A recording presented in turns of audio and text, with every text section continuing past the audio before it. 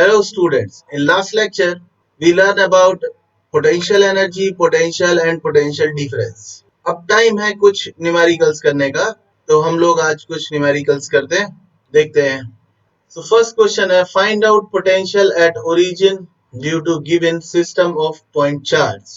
Also calculate intensity of electric field. Okay.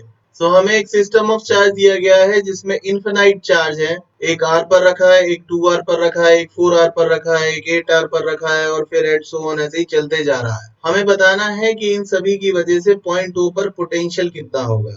As far as potential is concerned, potential एक scalar quantity है. तो अगर हम net potential at O निकालना चाहते हैं तो O पर नेट पोटेंशियल पहले चार्ज की वजह से पोटेंशियल, फिर दूसरे चार्ज की वजह से पोटेंशियल, फिर तीसरे चार्ज की वजह से पोटेंशियल और ऐसे ही चलाते जाएंगे up to infinite. Because potential scalar है इसलिए उसको किसी भी पॉइंट पर निकालने का सिंपल तरीका है कि अलजेब्रिक सम कर लीजिए. हमको ये पता है कि पोटेंशियल का जो पॉइंट चार्ज के लिए फॉर्मूला होता है वो होता है k q by r. Potential due to point charge होता है के क्यू बाय आर. ये हमें पहले से ही पता है. अब अगर हम पहले वाले चार्ज की वजह से देखें तो आंसर आएगा के क्यू बाय आर, ये आएगा के क्यू बाय 2r, फिर आएगा के क्यू बाय 4r, फिर आएगा के क्यू बाय 8r, फिर आता के क्यू बाय 16r और ऐसे ही चलता चला जाता अप टू इंफिनिटी. इन सभी में से के क्यू बाय आर तो आ जाएगा कॉमन, तो ये हो गया 1 plus 1/2 plus 1/4 plus and so on.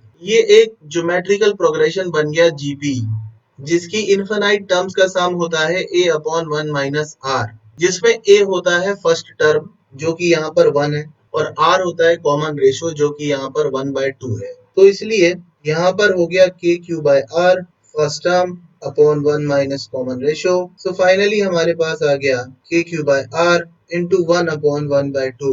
इसलिए ये हो गया हमारे पास 2k/r. इस तरह हमने इस charge array system of charge की वजह से ओरिजिन पर पोटेंशियल कैलकुलेट कर लिया और पोटेंशियल क्योंकि स्केलर है इसलिए सिंपल अलजेब्रिक सम करने से आंसर आ जाता है. याद रखिए ये पोटेंशियल जो हमने ओरिजिन पे बताया है ये तब सच है जब हमने इन्फिनिटी पर पोटेंशियल 0 माना है. Because as far as potential is concerned, potential की जो वैल्यू हम डिस्क्राइब करते हैं वो इस बात पर डिपेंड करती है कि हमने रिफरेंस लेवल कहाँ माना है. अगर हम रेफरेंस लेवल नहीं बताते हैं तो पोटेंशियल की वैल्यू का कोई मतलब नहीं है. That means potential depends on the choice of reference level. इसका आंसर ओरिजिन पे 2k/r नेट पोटेंशियल है अगर इंफिनिटी पर 0 हो तो. अब सेम क्वेश्चन में हमको इलेक्ट्रिक फील्ड इंटेंसिटी कैलकुलेट करना है और पॉइंट चार्ज की वजह से इंटेंसिटी हम जानते हैं कि वो होती है k q upon r square. Charge तो सारे सेम ही हैं, बस आर जो है वो हर चार्ज के लिए डिफरेंट है. एज वेल एज इंटेंसिटी एक वेक्टर क्वांटिटी है, वेक्टर क्वांटिटी है और पॉजिटिव चार्ज की वजह से उसका डायरेक्शन होता है अवे फ्रॉम द चार्ज. इसलिए पहले वाले चार्ज की वजह से इंटेंसिटी आएगा E1, सेकेंड चार्ज की वजह से आएगा E2 और क्योंकि सभी चार्ज ओरिजिन के एक ही ओर हैं और उन सभी से away from the charge intensity लगेगी इसलिए हर एक चार्ज की वजह से इंटेंसिटी की डायरेक्शन सेम होगी. इसलिए resultant intensity at point O vector sum होगी E1 वेक्टर का, E2 वेक्टर का, E3 वेक्टर का एंड सो ऑन. तो रिजल्टेंट इंटेंसिटी E1 वेक्टर होगा के क्यू अपॉन आर स्क्वायर और इसकी डायरेक्शन होगी माइनस आई कैप. दूसरा होगा के क्यू अपॉन 2r का स्क्वायर, इसकी भी डायरेक्शन होगी minus i cap. Third charge की वजह से k q upon 4r square, direction इसकी भी होगी माइनस आई कैप और इसी तरह ये इंफिनिटी तक चलता जाएगा. इन सभी में से कॉमन निकाला जा सकता है k q upon r square. तो अंदर बचेगा 1 plus 1/4 plus 1/16 plus and so on और इस सब की डायरेक्शन होगी माइनस आई कैप में. ये फिर से एक ज्योमेट्रिकल प्रोग्रेशन बन गया जिसकी इनफिनाइट टर्म्स का सम होता है a अपॉन 1 माइनस r, जिसमें a हो गई फर्स्ट टर्म 1 माइनस, अब कॉमन रेशियो बदल के हो चुका है 1/4 माइनस i. इसको सॉल्व करने पर ये आ गया हमारे पास 4/3. तो ये हो गया 4/3 k q upon r square minus i cap. इस तरह हम इंटेंसिटी भी निकाल सके. नेक्स्ट क्वेश्चन है जो ऑलमोस्ट सिमिलर है, बट इसमें जो चार्ज एरे है उसमें अल्टरनेटिवली पॉजिटिव नेगेटिव चार्ज है। करना वही है, ओरिजिन पर इंटेंसिटी और पोटेंशियल कैलकुलेट करना है, लेकिन चार्ज एरे में थोड़ा सा चेंज कर दिया है। पहले सारे पॉजिटिव चार्ज थे, अब एक पॉजिटिव है एक नेगेटिव है। तो सबसे पहले हम पोटेंशियल कैलकुलेट करते हैं पॉइंट ओ पर। तो सभी के पोटेंशियल का सम करने पर आपके पास पोटेंशियल आ जाएगा, इसलिए ये हो जाएगा के क्यू बाय आर, फिर हो जाएगा के minus Q upon 2r, third charge की वजह से होगा के plus Q upon 4r, fourth charge की वजह से होगा के माइनस क्यू अपॉन 8r। यहाँ प्लस माइनस से मैग्नीट्यूड चेंज होता है क्योंकि एक स्केलर क्वांटिटी है। सभी में से k q by are common निकाला जा सकता है, तो अंदर बचेगा 1 - 1/2 plus 1/4 -1/8 plus and so on.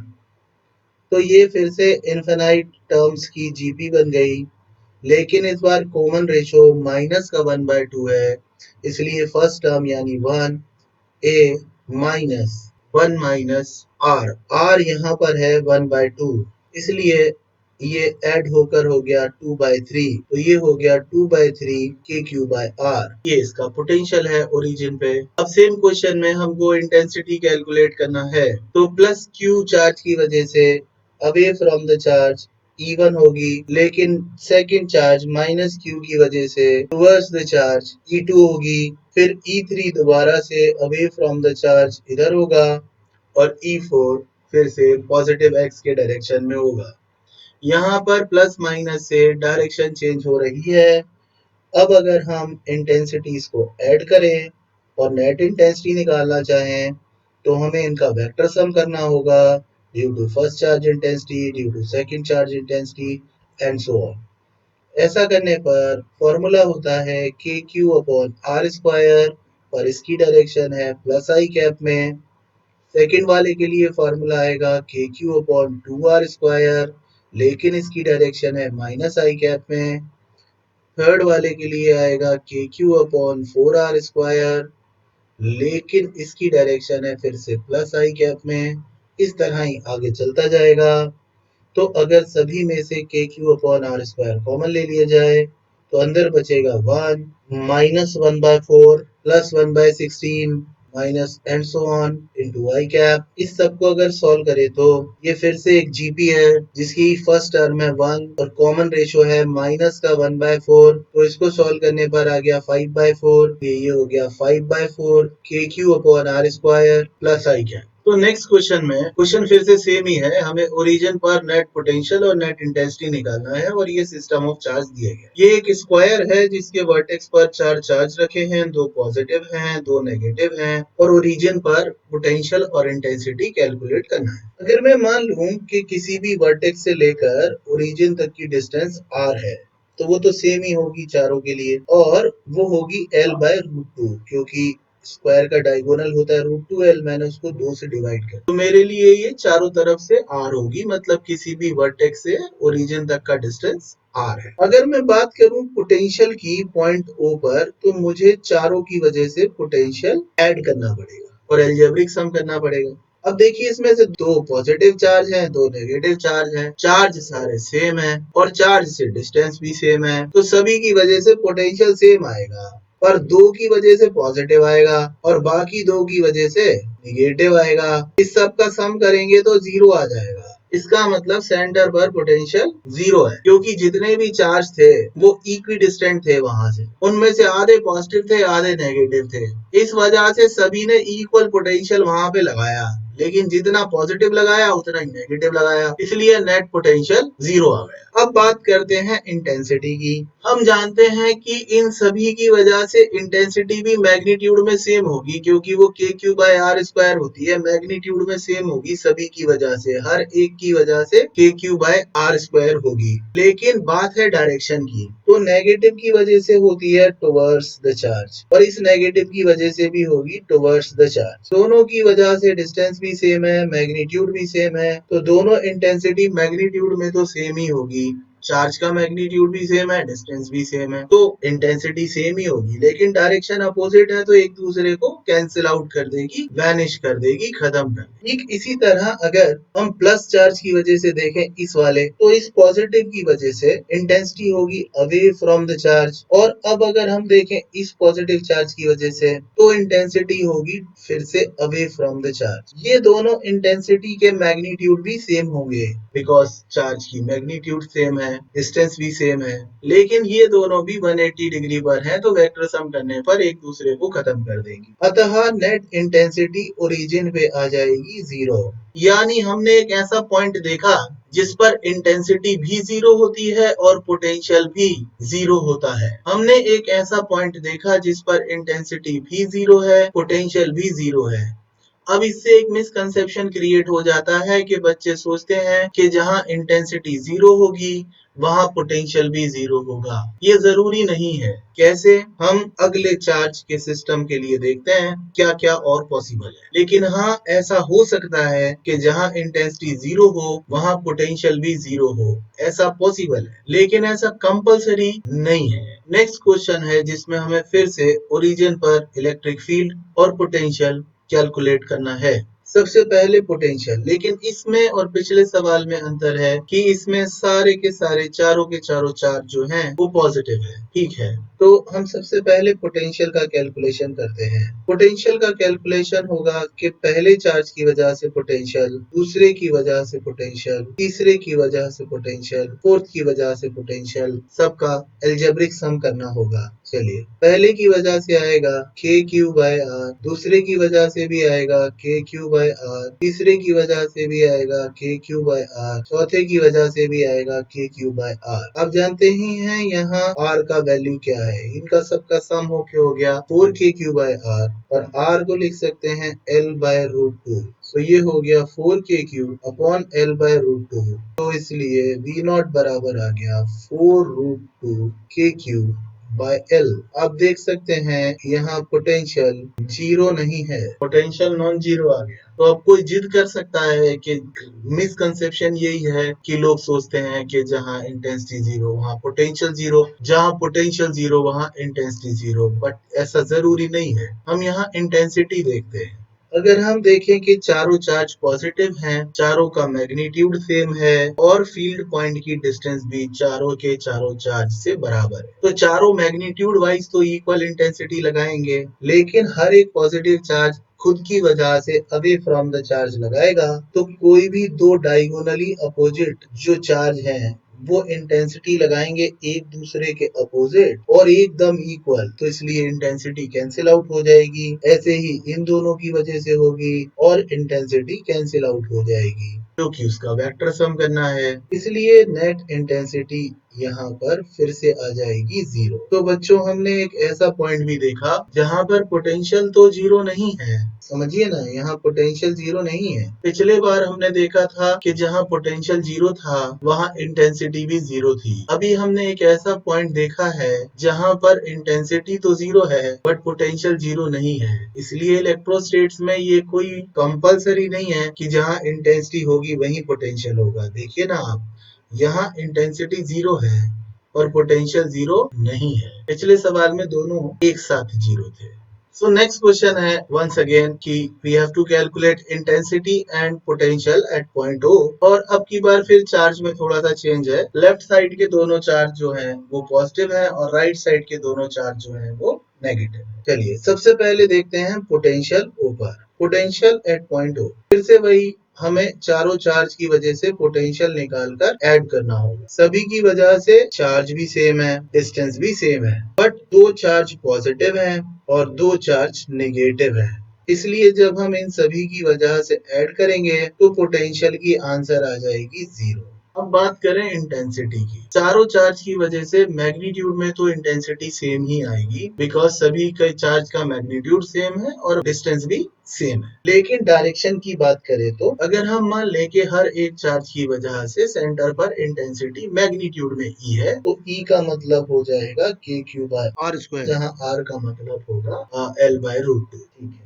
लेकिन नेगेटिव की वजह से होगी टुवर्ड्स द चार्ज, जबकि इस पॉजिटिव की वजह से होगी अवे फ्रॉम द चार्ज। इसका मतलब ये हुआ कि ये डायगोनली अपोजिट चार्ज अब इंटेंसिटी लगाएंगे सेम डायरेक्शन में, तो वो जुड़ जाएगी और जुड़कर हो जाएगी 2e। इसलिए इंटेंसिटी इस डायरेक्शन में हो जाएगी 2e। ठीक इसी तरह से ये नेगेटिव जो है ये बोलेगा टुवर्ड्स द चार्ज, इसके सामने डायगोनली अपोजिट जो पॉजिटिव बोलेगा वो बोलेगा अवे फ्रॉम द चार्ज।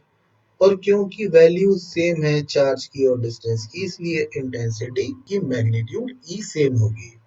तो दोनों की वजह से इंटेंसिटी ये वाली इस तरह से फिर से 2e होगी।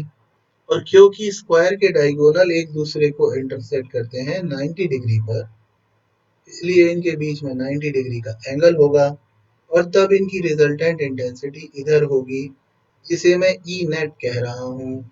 क्योंकि दोनों का मैग्नीट्यूड सेम है इसलिए ये बीचों बीच में होगी, मतलब दोनों से 45 डिग्री का एंगल बनाएगी।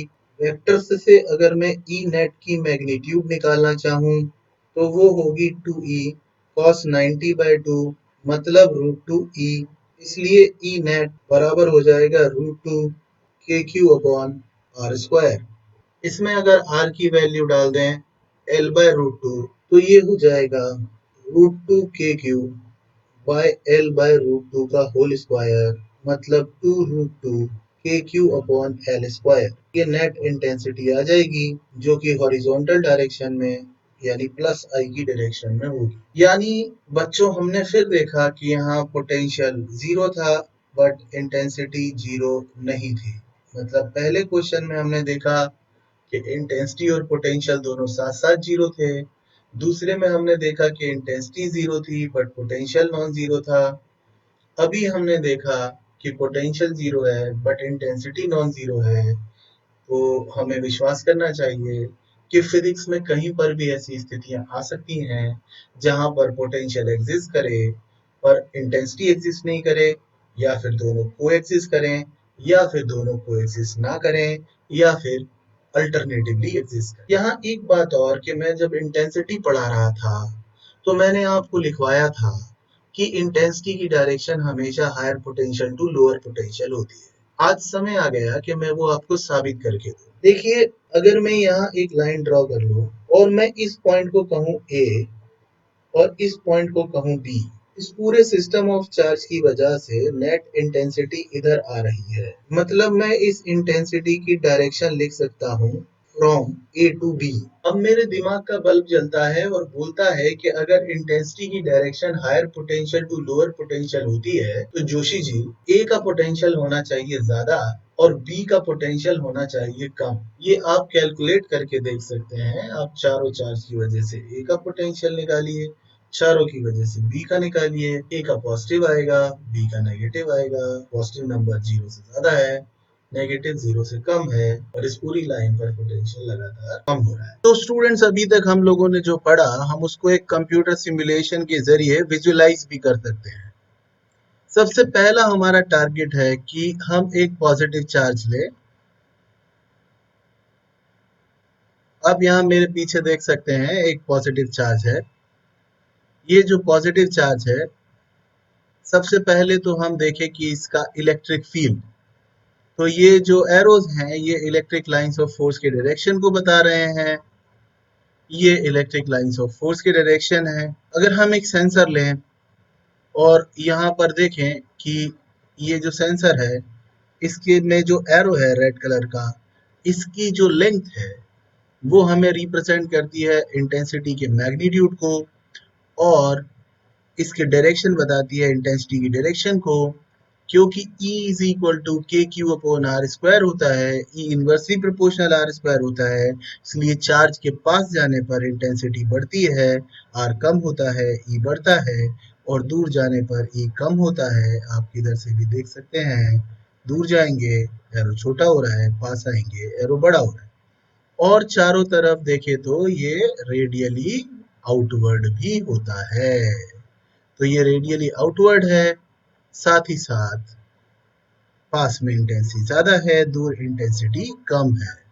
It proves E is equal to KQ upon r square for positive charge.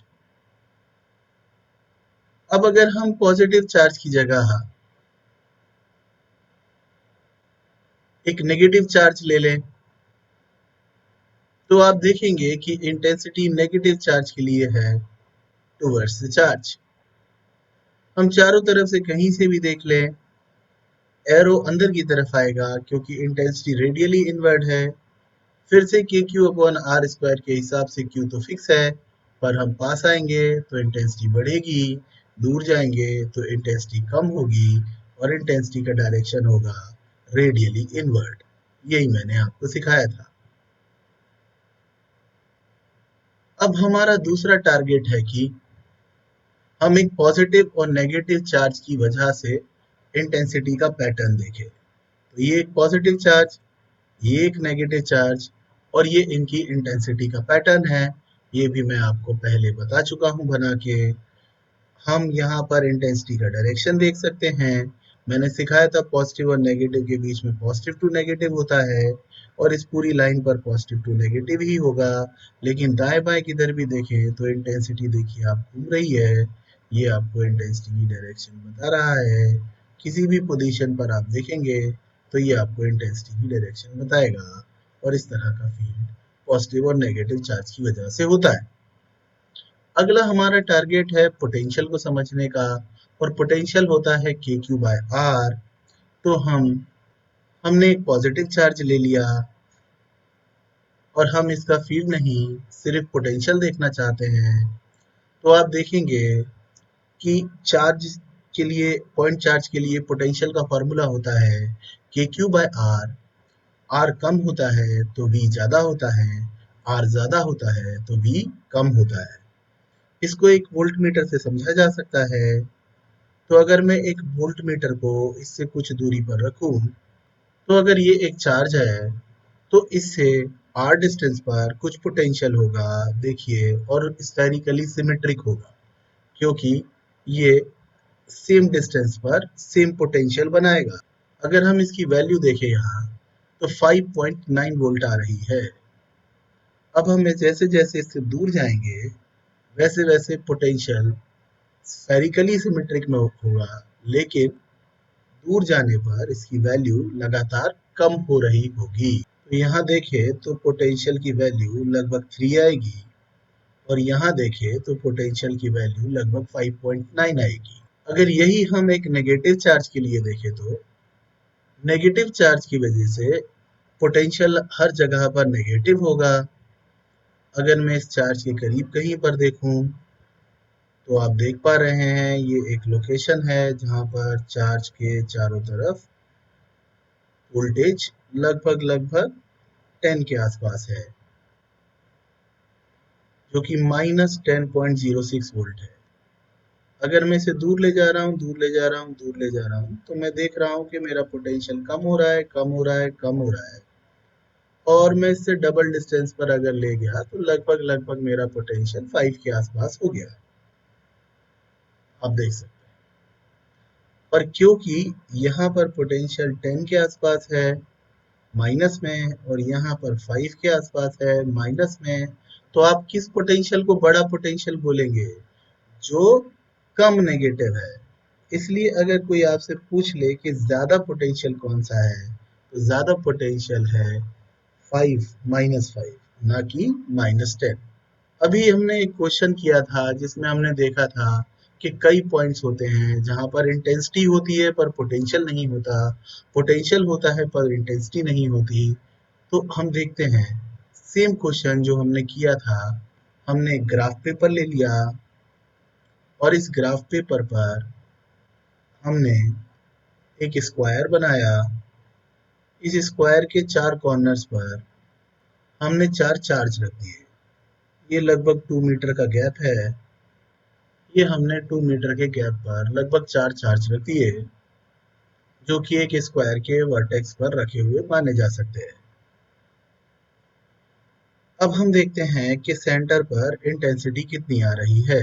तो एक सेंसर को ले जाके इनके सेंटर पर रख देते हैं तो आप देखेंगे कि यहाँ पर इंटेंसिटी नहीं है, जबकि अगर मैं और कहीं रखूं तो इंटेंसिटी है। यहाँ पर है, यहाँ पर है, यहाँ पर है। इसके चारों तरफ आप कहीं पर भी रखिए, आप देखेंगे इंटेंसिटी है, लेकिन जो सेंटर वाला पॉइंट है वो न्यूट्रल पॉइंट है, वहाँ इंटेंसिटी नहीं है। अब चेक करते हैं कि क्या यहाँ पोटेंशियल है। तो यहाँ लाकर वोल्टमीटर को रखते हैं और आप देख रहे हैं कि यहाँ पर पोटेंशियल है। आप पढ़ पा रहे हैं वो 25.62 वोल्ट है। इस तरह प्रूव हुआ कि एक ऐसा पॉइंट है जिस पर इंटेंसिटी जीरो थी बट पोटेंशियल नॉन जीरो था। फिर नेक्स्ट क्वेश्चन में हमने इन पॉजिटिव चार्ज को रिप्लेस कर दिया था नेगेटिव चार्ज से। तो हमने देखा था कि सेंटर पर इंटेंसिटी भी जीरो आ गई थी और पोटेंशियल भी जीरो आ गया था। चलो चेक करके देखते हैं। इस सेंसर को यहाँ रखा, ये इंटेंसिटी जीरो बतला रहा है, जबकि और किसी भी पॉइंट पर ये इंटेंसिटी बतला रहा है, पर सेंटर पर इसके हिसाब से इंटेंसिटी जीरो है। अब यहाँ चेक करते हैं कि क्या पोटेंशियल है। अब देख रहे हैं कि पोटेंशियल भी ऑलमोस्ट जीरो ही है। तो ये एक ऐसा पॉइंट मिल गया जहाँ इंटेंसिटी भी जीरो है और पोटेंशियल भी जीरो है। थर्ड क्वेश्चन जो हमारा था उसमें हमने दोनों पॉजिटिव चार्ज एक साइड और दोनों नेगेटिव चार्ज दूसरे साइड रख दिए थे। अब हम देखते हैं कि इनके सेंटर पर पोटेंशियल और इंटेंसिटी है कि नहीं।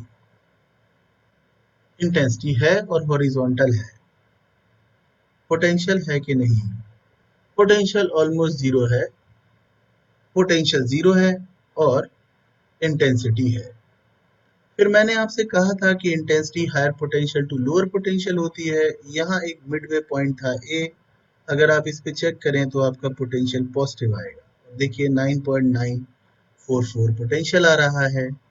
और अगर आप इधर देखें तो सेम पोटेंशियल नेगेटिव आएगा। मैंने आपसे कहा था ए पर और बी पर पोटेंशियल सेम होगा, बस उनकी वैल्यू एक की पॉजिटिव होगी और एक की नेगेटिव। तो एक होगा हायर पोटेंशियल, एक होगा लोअर पोटेंशियल।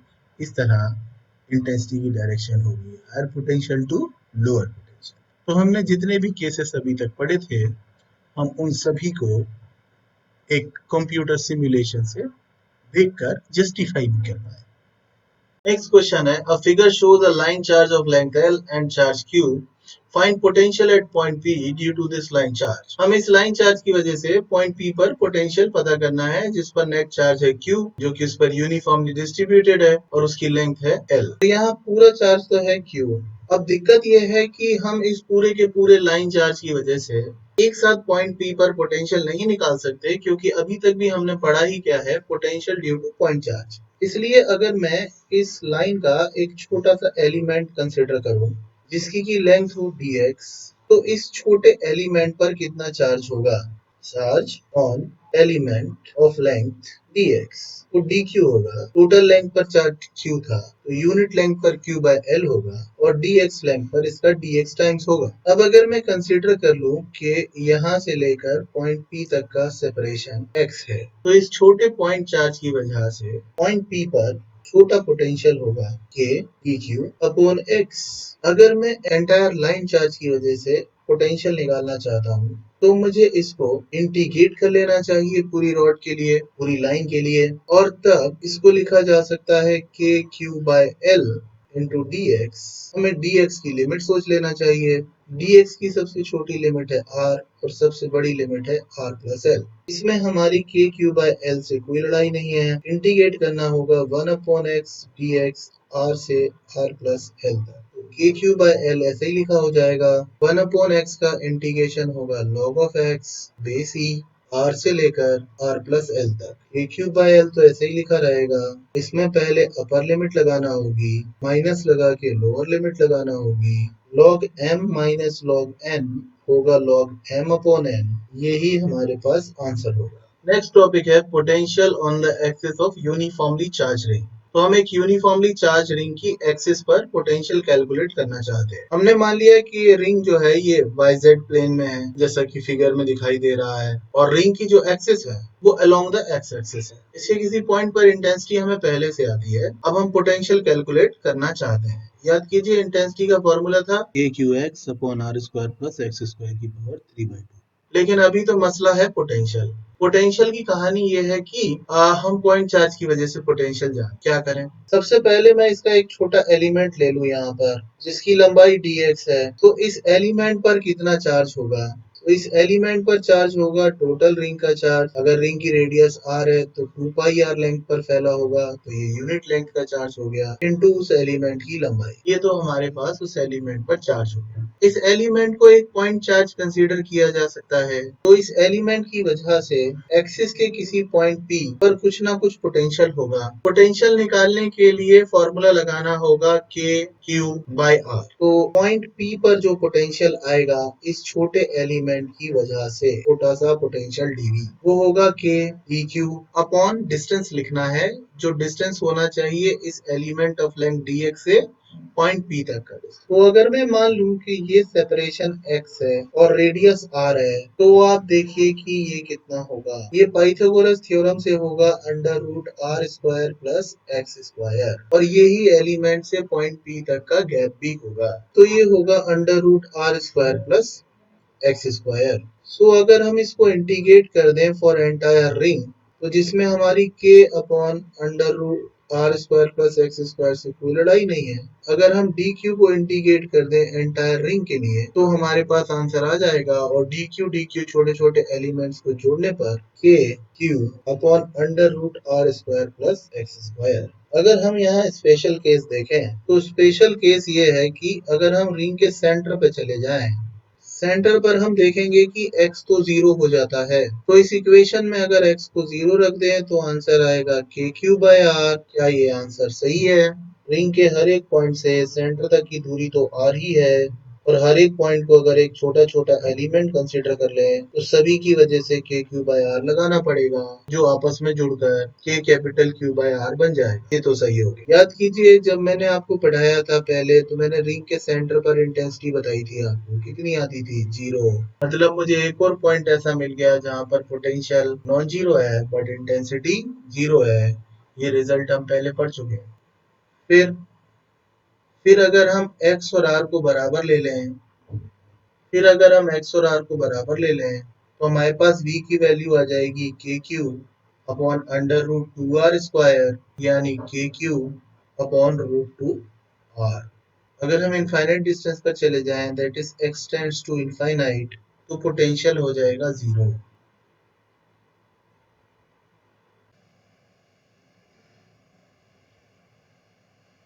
नेक्स्ट क्वेश्चन है, find potential difference between centre of the rings.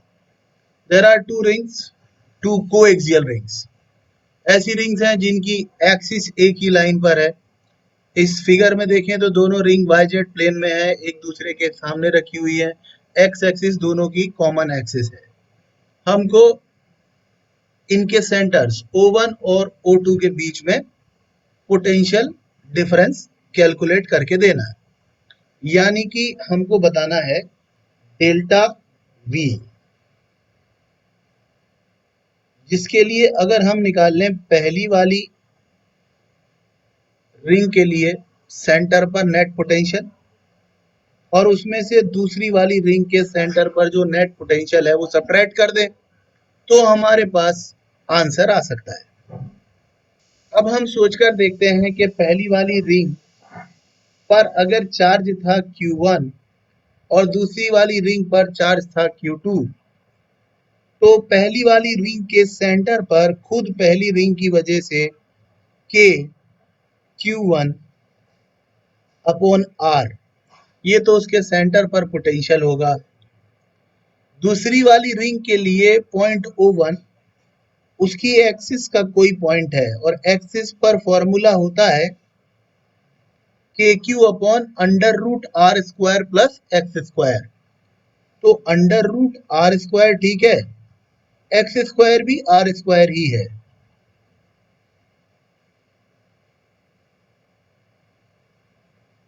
फिर उसके बाद V2 की बात करें तो V2 होगा,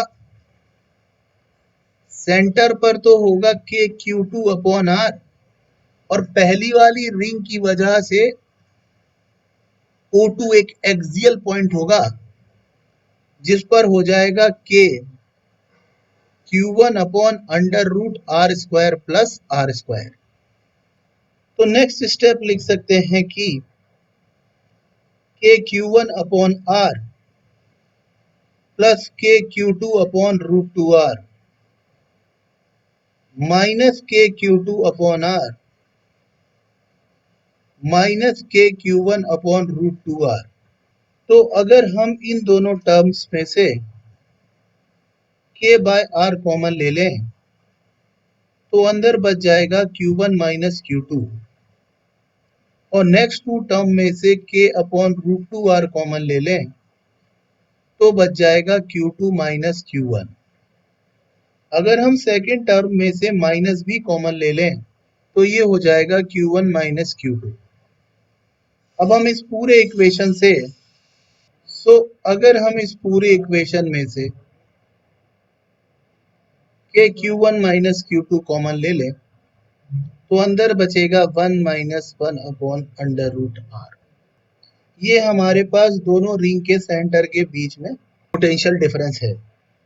एक बार नीट में आया हुआ क्वेश्चन है, नीट में जो क्वेश्चन हमें दिया गया था उसमें हमें बताया गया था कि Q1 बराबर Q है और Q2 बराबर माइनस Q है।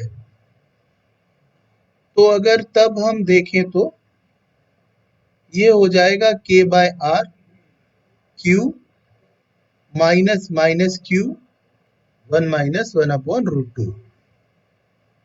तब डेल्टा V बराबर हो जाएगा 2KQ by r 1 minus 1 upon root 2। इस तरह वो इस क्वेश्चन में Q की वैल्यू चेंज कर सकते हैं, R चेंज कर सकते हैं, बट ये एक बहुत ही स्टैंडर्ड प्रॉब्लम है और बहुत ज़्यादा पूछी जाती है। हम अगर ये रिजल्ट भी याद रखना चाहें तो कोई दिक्कत नहीं है।